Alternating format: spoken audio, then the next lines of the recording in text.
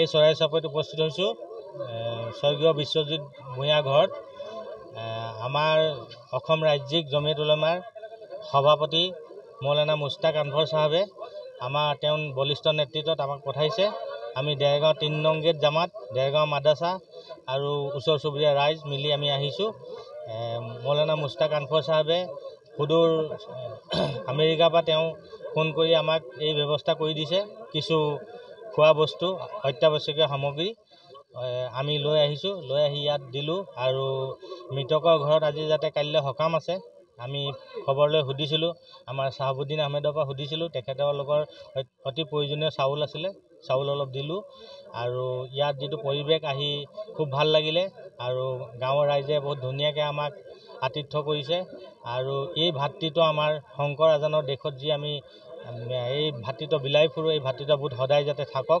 আমি প্ৰতিখন অঞ্চল, প্ৰতিখন জেগালৈ যাওঁ, আমাক সকলোৱে আঁকোৱালি লয়, যাতে ইয়াত কোনো দুষ্কৃতিকাৰীয়ে আমাৰ এই যি আমাৰ মিলন ইয়াত একো কোলা সানিব নোৱাৰে। তাৰ কাৰণে আমি কামনা কৰিছোঁ, আল্লাহৰ ওচৰত দোৱা কৰিছোঁ। আৰু এই অঞ্চলৰ যি যুৱক, তেওঁৰ কাৰণেও আমি দোৱা কৰিছোঁ।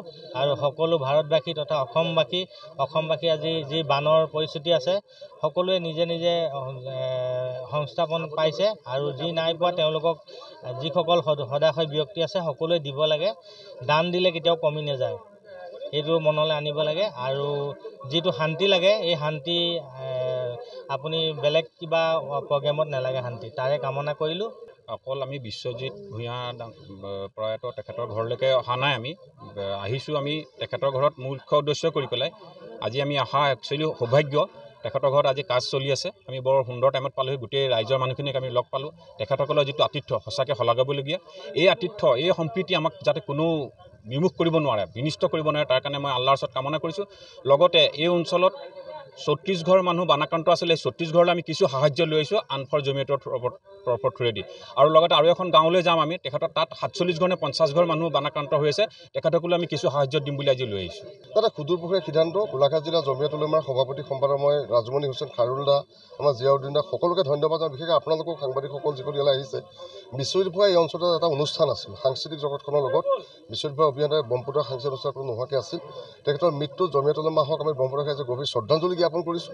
আজি ৰাজমণি হুছেইন দিলৱাৰৰ আমাৰ ৰাজমণি হুছেইনৰ নেতৃত্বত গোলাঘাট জিলা জমিয়ত যিটো সুদূৰপ্ৰসাৰী সিদ্ধান্ত ল'লে, এই ব্ৰহ্মপুত্ৰ কেইবাঘৰ ব্যক্তিক খাদ্য বিতৰণ কৰাৰ লগতে এই গৃহস্থক আজি সুন্দৰকৈ এটা সাতাংগ ঐক্য সংগতি বান্ধোনেৰে যি মাত এষাৰ মতৰা পৰিৱেশ সৃষ্টি কৰিলে আমি ধন্যবাদ জনাইছোঁ। আৰু এই প্ৰচেষ্টাই অনাগত দিনবিলাকত সাতামপুৰুষীয়া শংকৰদেৱ আজানৰ সাতাম ঐক্য সংগতি বান্ধোনত এখোজ আগবাঢ়ি যাব, গাঁওখনত শান্তি সমৃদ্ধিৰে বান্ধি ৰখাৰ ক্ষেত্ৰত মাইল খুঁটাটো শক্তিশালী হ'ব।